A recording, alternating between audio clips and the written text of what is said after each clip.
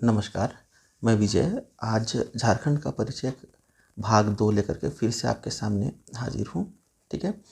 तो सबसे पहले तो मैं पहले भाग जो झारखंड का परिचय भाग 1 में जो मैंने एक छोटी-सी गलती कर दी थी, उसके बारे में क्षमा प्रार्थी हूँ और उसको क्लियर कर देना चाहूँगा कि झारखंड में लोकसभा सदस्यों की संख्या कुल 14 है, जो मैंने 14 ही लिखा था, लेकिन बाद में फिर नीचे लिखते वक़्त मैंने 14 को गलती से 15 लिख दिया था। ठीक है? तो कृपया उसको ध्यान दीजिएगा कि वो लोकसभा के सदस्यों की संख्या जो है वो 14 ही है। ठीक है? तो आइए आगे बढ़ते हैं। ठीक है? तो अगर झारखंड के परिचय का राजनीतिक परिचय हमने देखा, ठीक है? अब अगर शिक्षा की दृष्टि से देखें तो वैसे शिक्षा की दृष्टि से अगर हम देखने के लिए जाएंगे तो बहुत सारे स्कूल कॉलेज क्या हैं, कितने हैं, इतना बताना तो बड़ा मुश्किल काम है। उतना सारा कुछ को आपको कवर करना थोड़ा मुश्किल है। आपको थोड़ा सा उसके बारे में थोड़ा क्या बोलते हैं, फैक्ट आपको जुटाने चाहिए। मैं कोशिश करूँगा बाद में और उसके बारे में तथ्य देने का, लेकिन यहाँ पे सारांश पे छोटे शब्दों में जो मैं लेके चल रहा हूँ तो उसके आधार पर सिंपल अगर मैं बात करूँ, ठीक है? तो शिक्षा के क्षेत्र में अगर मैं बात कर रहा हूँ तो झारखंड में, ठीक है, केंद्रीय विद्यालय माफ़ कीजिएगा, केंद्रीय विद्यालय नहीं, केंद्रीय विश्वविद्यालय, केंद्रीय विश्वविद्यालय ये केवल एक है। ठीक है? केंद्रीय विद्यालय की संख्या 1 है। ठीक है? और वो भी रांची में है। ठीक है? रांची झारखंड में स्थित है। ठीक है? अगर विश्वविद्यालय की संख्या टोटल बात करें तो कुल विश्वविद्यालय जो है वो है 9 है और महाविद्यालय वो बोलेंगे तो वो है टोटल 123। ठीक है? कुल विश्वविद्यालय का अगर कहें तो यूनिवर्सिटीज़ का बात हो रहा है, जैसे कि रांची विश्वविद्यालय, ठीक है, फिर आपका विनोबा भावे विश्वविद्यालय, ऐसे। ठीक है? और सिद्धू कानू, इसी प्रकार से। और महाविद्यालय जब बोलते हैं तो महाविद्यालय का अर्थ होता है कॉलेज। ठीक है? तो एक विश्वविद्यालय के अंदर में कई कॉलेज होते हैं। ठीक है? इसलिए कॉलेजों की संख्या अधिक है। ठीक है? आगे चलते हैं जनगणना के हिसाब से। ठीक है? तो जनगणना 2011 के को आधार बना करके उसमें जो आंकड़े आए थे उसके आधार पर अगर हम लोग बात करें, ठीक है, तो झारखंड की कुल आबादी या कुल जनसंख्या अगर ये कहें तो टोटल है हमारे पास में 3,29,88,134। ठीक है? ये संख्या ज़रूर निश्चित रूप से बढ़ी होगी, लेकिन हम जो आंकड़ा लेके चलते हैं वो जनगणना जो हुई होती है उसके आधार पर चलते हैं। तो जनगणना 2011 के आंकड़ों के अनुसार ये है कि 3,29,88,000 और 134 जो है वो झारखंड की कुल जनसंख्या है। ठीक है? और जनसंख्या की दृष्टि से, ठीक है, जनसंख्या की दृष्टि से देश में झारखंड का जो बोलेंगे तो ये 14वां स्थान है। ठीक है? ये तेलंगाना का गठन होने के बाद का बात है। ठीक है? ये 14वां स्थान है हमारा जनसंख्या की दृष्टि से। ठीक है? अब अगर जनसंख्या की दृष्टि से, ठीक है, हम जनसंख्या पे ही बात कर रहे हैं, ठीक है, जनसंख्या को आधार बना करके देखेंगे तो सबसे बड़ा जिला, ठीक है, कौन होगा? तो सबसे बड़ा जिला जो है वो है आपका रांची। ठीक है? रांची की आबादी जो है लगभग 29,14,253 है ना, 29 लाख के आसपास, 30 लाख के आसपास तो आप समझ के रख लीजिए। ठीक है? वो उसकी वहाँ यहाँ की जनसंख्या है। ठीक है? और जनसंख्या की दृष्टि से सबसे छोटा जिला अगर हम कहेंगे तो सबसे छोटा जिला हो जाएगा आपका लोहरदगा। मैं फिर से आपको याद दिला दूं कि ये हम जनसंख्या के आधार पर बात कर रहे हैं। ठीक है? क्षेत्रफल के आधार पर नहीं, जनसंख्या के आधार पर लोहरदगा जो है सबसे छोटा जिला है। ठीक है? और जनसंख्या घनत्व को आधार माने, जनसंख्या घनत्व के आधार पर अगर हम लोग बात करेंगे, ठीक है, तो सबसे अधिक जनसंख्या घनत्व वाला जिला जो है आपका वो है धनबाद। सर्वाधिक घनत्व जो है वो है आपका धनबाद, ठीक है, धनबाद। और अगर इसी आधार पर अगर हम लोग और देखें तो सबसे कम घनत्व वाला है ना, मतलब न्यूनतम घनत्व वाला जिला जो है तो वो है आपका सिमडेगा,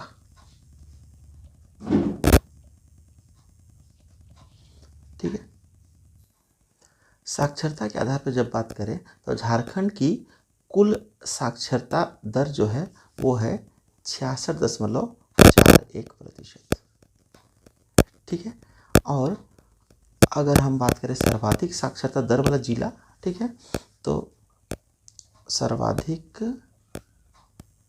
साक्षरता दर जो है वो किस जिले में है, तो अगर हम इसको देखें तो जनगणना 2011 के आधार पर हम कह सकते हैं कि वह है रांची, ठीक है। इसका प्रतिशत जो है वो है 76.06%, ठीक है। और न्यूनतम साक्षरता दर वाला जिला कौन सा है, तो वो है पाकुड़, ठीक है, पाकुड़। इसका प्रतिशत है 48.82%, ठीक है। इसको याद रखिएगा, ये काम आता है, ठीक है, इससे प्रश्न जरूर पूछे जाते हैं, ठीक है, इसलिए इसको थोड़ा सा ध्यान दीजिएगा।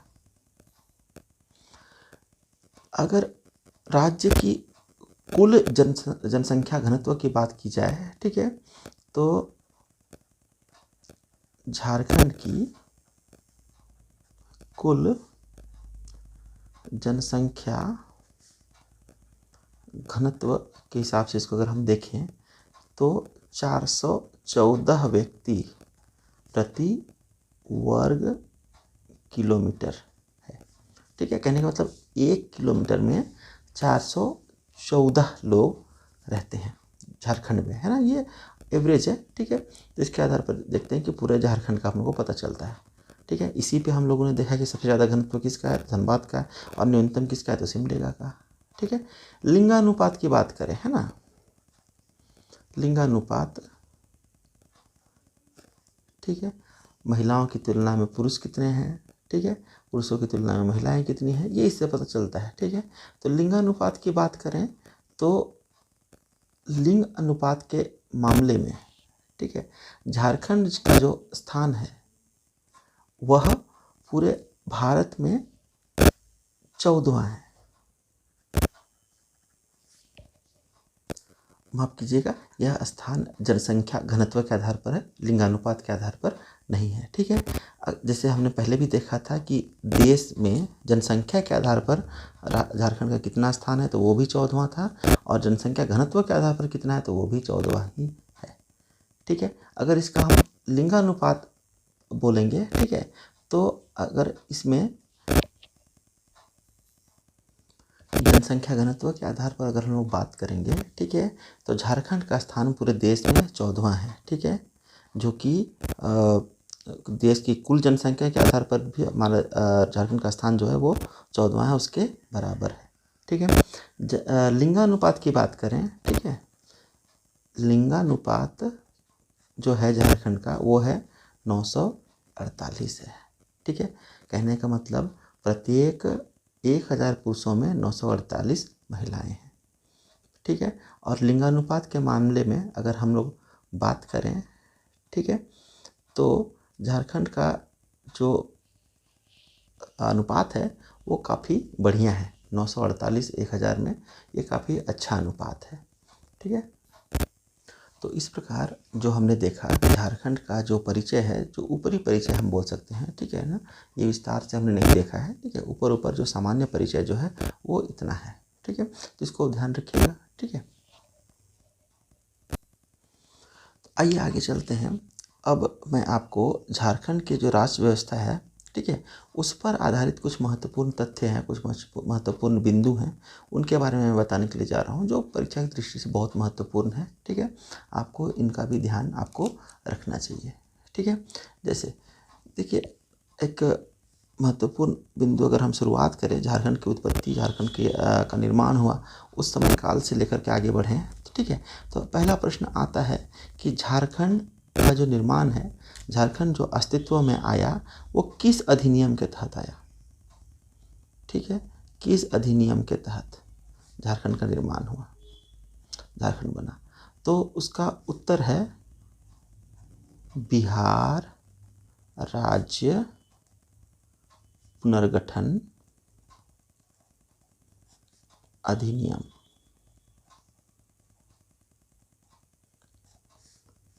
- 2000, ठीक है। इसी अधिनियम के द्वारा झारखंड राज्य अस्तित्व में आया, ठीक है। ये कब आया है तो आपको मालूम ही होगा, ठीक है। हम लोग जानते हैं कि 15 नवंबर 2000 को झारखंड की स्थापना हुई, ठीक है। अब अगर देखें राज्य की शासन व्यवस्था के, ठीक है, तो राज्य के शासन व्यवस्था के कितने अंग हैं, ठीक है। तो इसका आंसर होगा कि 3 अंग हैं, ठीक है। राज्य की शासन व्यवस्था के 3 अंग हैं। कौन कौन से? तो हम बोलेंगे कार्यपालिका,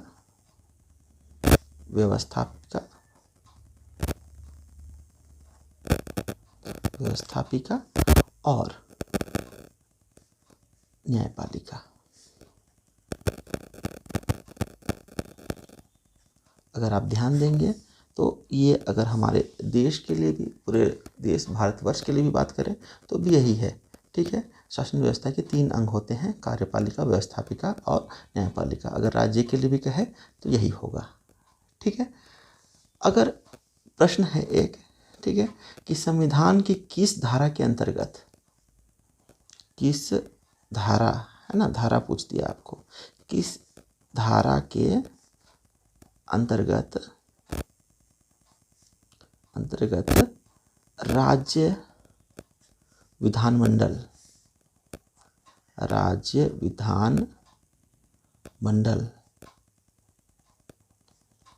का गठन किया गया, ठीक है। तो हम बोलेंगे धारा 168 के द्वारा, ठीक है।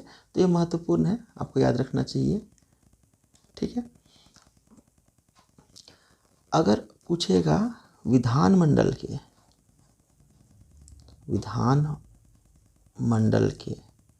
कितने अंग, ठीक है, कितने अंग, तो हम बोलेंगे क्या, इसके भी 3 अंग। अब आप बोलेंगे कौन कौन सा, ठीक है, 3 अंग कौन कौन है? तो 3 अंग में सबसे पहला आएगा आपका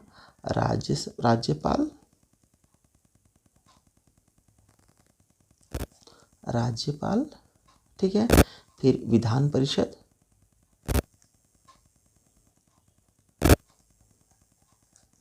फिर विधानसभा, ठीक है। लेकिन झारखंड राज्य में राज्यपाल है, विधानसभा है, विधान परिषद नहीं है, ठीक है ना, क्योंकि छोटा राज्य है। बड़े राज्य में विधान परिषद और विधानसभा दोनों होते हैं, ठीक है। यहाँ पर सिर्फ विधानसभा है, ठीक है। आगे बढ़ते हैं, ठीक है।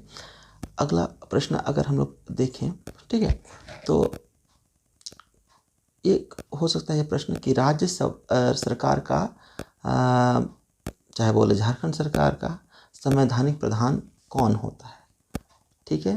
राज्य सरकार का संवैधानिक प्रधान ये कौन होता है, ठीक है। तो राज्य सरकार का संवैधानिक प्रधान जो होता है वो है राज्यपाल, ठीक है। आगे अगर देखें कि ये जो राज्यपाल है, तो राज्यपाल की नियुक्ति कौन करता है? राज्यपाल की नियुक्ति कौन करता है? तो राज्यपाल की नियुक्ति जो है वो राष्ट्रपति करता है। और किसके? प्रधानमंत्री, पीएम के सुझाव पर, प्रधानमंत्री के सुझाव पर, ठीक है। आगे बढ़ेंगे तो हम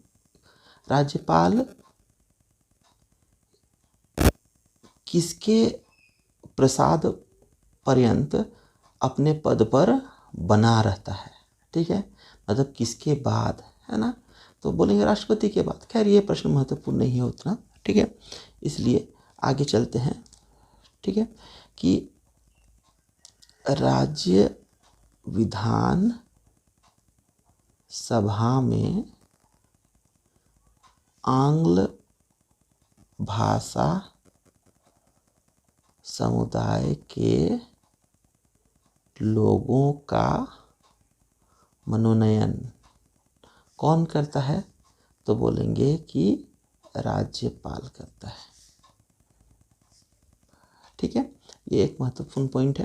ठीक है, आगे अगर और देखें, ठीक है, तो कभी प्रश्न हो सकता है कि किसके अनुशंसा पर राज्य में राष्ट्रपति शासन लगता है या लगाया जा सकता है। ठीक है, तो इसका आंसर है राज्यपाल। ठीक है, बहुत छोटे छोटे प्रश्न हैं, इनको मैंने कलेक्ट करके आपके सामने रखा है। ठीक है, अगर आपको पता है अच्छी बात है, नहीं पता है तो इनको ध्यान में रखिएगा।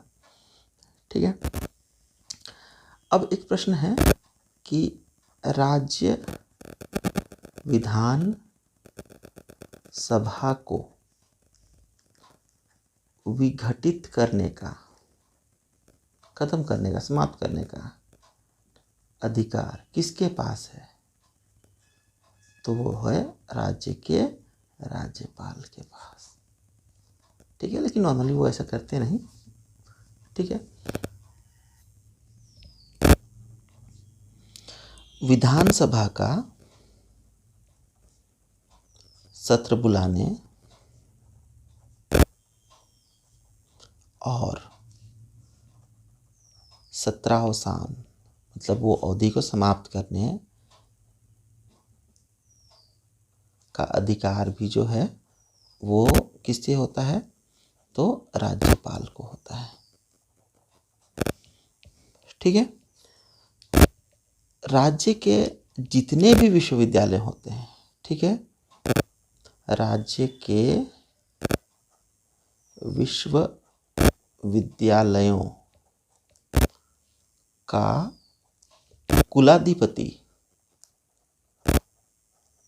कुलाधिपति जो होता है वो भी राज्यपाल ही होता है। ठीक है, और अगर आपसे ये प्रश्न पूछ दिया जाए कि झारखंड के प्रथम राज्यपाल कौन थे, तो इसका उत्तर है प्रभात कुमार। ठीक है, तो इसको ध्यान में रखिएगा। अब देखिए, अगर ये प्रश्न पूछ दिया जाए कि राज्य के प्रशासन का वास्तविक प्रधान,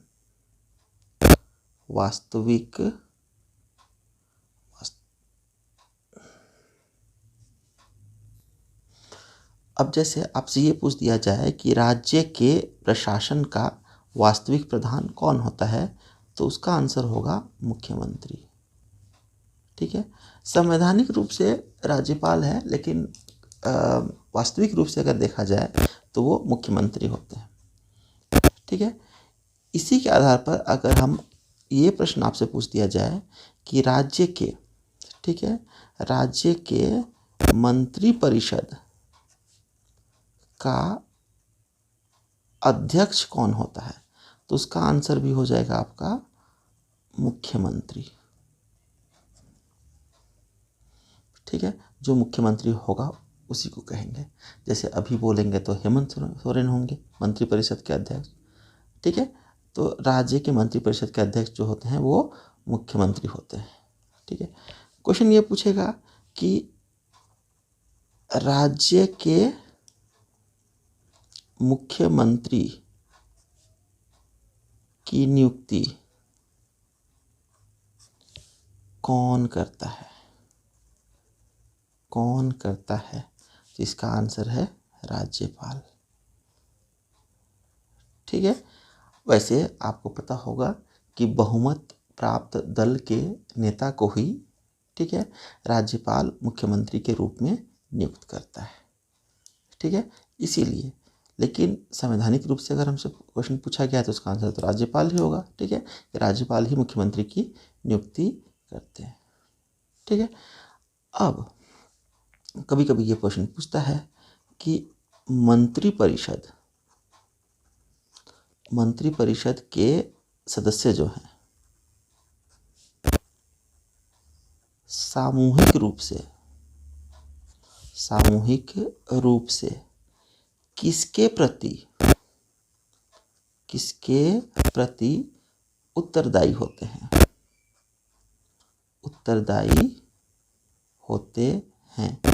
तो इसका जवाब क्या होगा? इसका जवाब होगा विधानसभा के प्रति, है ना, विधानसभा के प्रति। हमेशा ध्यान दीजिएगा इसको। ठीक है, मुख्यमंत्री के प्रति नहीं, राज्यपाल के प्रति नहीं, विधानसभा के प्रति। ठीक है।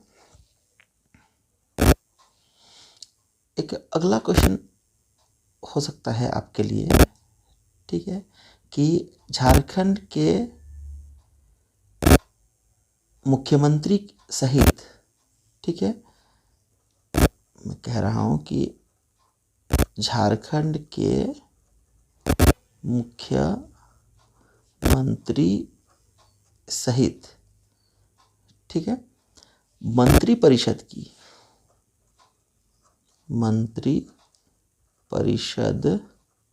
की अधिकतम संख्या क्या हो सकती है, या फिर कितनी हो सकती है? तो इसका जवाब है 12। ठीक है, और इस 12 में मुख्यमंत्री भी शामिल है। ठीक है, तो झारखंड में मुख्यमंत्री के अलावे अगर बोलेंगे तो 11 और सदस्य हो सकते हैं मंत्रिपरिषद में। ठीक है, तो मुख्यमंत्री मिला करके 12 सदस्य हो सकते हैं। ठीक है, अब इसी में जब हम मुख्यमंत्री का जिक्र कर रहे हैं तो ये प्रश्न भी अनिवार्य है, ठीक है, कि झारखंड के प्रथम मुख्यमंत्री कौन है? तो इसका आंसर है कौन? बाबूलाल मरांडी। बिल्कुल सही कहा आपने, बाबूलाल मरांडी। ठीक है, ये झारखंड के पहले मुख्यमंत्री रहे हैं। ठीक है, झारखंड के विधानसभा के कुल सदस्यों की संख्या कितनी है? ठीक है, तो विधानसभा की सदस्य संख्या जो है वो 82 है, 82। ठीक है, 82 है। ठीक है, और इसमें से 82 में से निर्वाचित सदस्यों की संख्या है 81 और मनोनीत सदस्य 1 है, आंग्ल भाषीय। ठीक है, इसकी नियुक्ति चाहे जिसका मनोनयन राज्यपाल करते हैं, और ये सारे निर्वाचित होकर के आते हैं, मतलब चुने जाते हैं चुनाव के द्वारा। ठीक है, आगे अगर हम लोग बात करेंगे, ठीक है, तो झारखंड के महाधिवक्ता की नियुक्ति कौन करता है? ठीक है, तो नियुक्ति जो है राज्यपाल के द्वारा होती है, नियुक्त राज्यपाल करते हैं। ठीक है, इसी प्रकार जैसे हम लोगों ने देखा था कि विधानसभा में, है ना, विधानसभा में कुल सीट कितना है? 82, और 82 में से हम लोग देखिए कि 81 चुन करके आते हैं, और बाकी एक जो बचता है वो मनोनीत होता है। ठीक है, तो ये जो निर्वाचित होते हैं ना, इसका में अगर हम लोग बात करेंगे तो अनुसूचित जाति और अनुसूचित जनजाति दोनों के लिए अगर हम लोग बात करेंगे, ठीक है, मतलब एसटी के लिए और एससी के लिए, तो यहीं से बंटवारा जाएगा। ठीक है, तो एसटी जिसको अनुसूचित जनजाति कहते हैं और एससी अनुसूचित जाति। ठीक है, अगर इनकी सदस्य संख्या अगर हम लोग बात करेंगे तो इनके लिए जो आरक्षण है, आरक्षित सीटें हैं वो कितनी हैं, तो अनुसूचित जनजाति के लिए है 28 सीट और इसके लिए है अनुसूचित जाति एससी के लिए है 9 सीट। ठीक है, तो कुल 37 सीटें दोनों को अगर जोड़ देंगे 9 8 17 7 1 2 और 1 3 37 सीट हो जाएगा। किसके लिए, ये है एसटी एससी के लिए आरक्षित है। ठीक है, फिर बाकी जो होगी अन्य सीटें जो होंगी वो अनारक्षित होंगी। ठीक है, आंग्ल भाषी के बारे में बात किया हम लोगों ने, तो उसके लिए सिर्फ एक ही सीट है मनोनयन के लिए। ठीक है, अब इसमें एक प्रश्न बनता है, ठीक है, कि झारखंड के कौन से जिले हैं जिसके सभी विधानसभा क्षेत्र, बोलेंगे सभी विधानसभा क्षेत्र, विधानसभा क्षेत्र एसटी। ठीक है, एसटी मतलब अनुसूचित जनजाति के लिए आरक्षित है, आरक्षित है कौन सा जिला में अगर हम लोग बात करेंगे। ठीक है, तो अगर इसका उत्तर बताया जाए तो इसका उत्तर है गुमला और लोहरदगा। ये 2 जिले जो हैं जिनके सभी विधानसभा सीट जो हैं वो अनुसूचित जनजाति के लिए आरक्षित है। ठीक है, अगर विधानसभा के प्रथम, झारखंड की विधानसभा के प्रथम अध्यक्ष का बात करें, ठीक है, झारखंड विधान सभा के प्रथम अध्यक्ष इसके बारे में बात करें तो वो थे इंदर सिंह नामधारी, इंदर सिंह नामधारी। ठीक है, और प्रथम उपाध्यक्ष कौन थे, तो प्रथम उपाध्यक्ष थे बागुन सुम्बरई, बागुन सुम्बरई। ठीक है, तो इस प्रकार हमने अभी तक अगर ये जितना देखा है उसमें हमने देखा कि राज्यपाल के क्या क्या अधिकार हैं, खास कि वो किसकी नियुक्ति कर सकता है, क्या क्या है। और इसके अलावा मुख्यमंत्री वो क्या कर सकते हैं। इसके अलावा विधानसभा में सीटों की संख्या, उनका बंटवारा किस तरह से किया गया है, इसके बारे में हम लोगों ने बात किया है। ठीक है, तो आज की वीडियो में हम बस इतना ही रखते हैं। ठीक है, आगे की वीडियो में हम और झारखंड के बारे में अच्छी जानकारियाँ और अच्छे प्रश्न आपके लिए संकलित कर लेकर के आएंगे। तो अगले वीडियो तक के लिए हमें इजाज़त दीजिए। अगला वीडियो ज़रूर देखिएगा हमारा। ठीक है, और इस चैनल को लाइक कर दीजिए, वीडियो को लाइक कीजिए, चैनल को सब्सक्राइब कीजिए और साथ में शेयर कर दीजिए, अपने मित्रों को भी बताइए ताकि हम अच्छा से अच्छा कंटेंट आपको दे सकें। अगर कहीं पर कोई कमी नज़र आए तो कमेंट बॉक्स में हमें ज़रूर बताइए। ठीक है, धन्यवाद।